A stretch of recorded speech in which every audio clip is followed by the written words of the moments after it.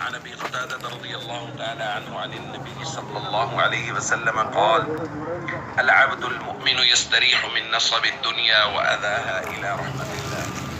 والعبد الفاجر يستريح منه العباد والبلاد والشجر والدواب. رواه البخاری. نبی کریم صلی اللہ علیہ وسلم کے پاس سے ایک جنازہ گزرا تو آپ نے فرمایا مستریح و مستراح من، یا تو یہ ہے کہ یہ جانے والا راحت پا گیا ہے یا اس سے راحت پائی گئی ہے کہ دوسری چیزیں اس سے راحت پا گئی ہیں۔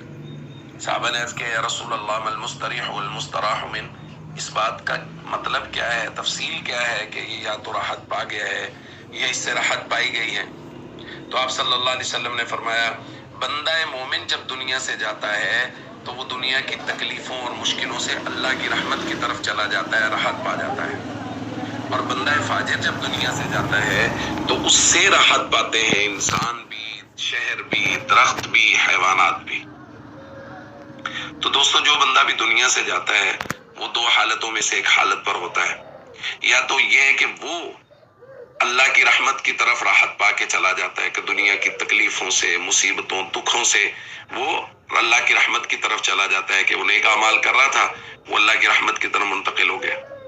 یا یہ ہے کہ دوسرا عبد فاجر، حضور نے فرمایا کہ اپنی بدعمالیوں کی وجہ سے اس نے نحوست ڈالی ہوئی تھی، درختوں پر بھی، شہروں پر بھی، اپنے بد اخلاقیوں کی وجہ سے جانور بھی اس سے پریشان تھے، انسان بھی اس سے پریشان تھے کہ جب یہ دنیا سے گیا تو انسان بھی خوش ہو گئے کہ جان چھوٹی یہ چلا گیا، درخت جن پر بدعمالیوں کی نحوست پڑی تھی وہ بھی، حیوانات بھی، وہ گئے اس سے راحت ملی، یہ جان چھوٹی یہ چلا گیا۔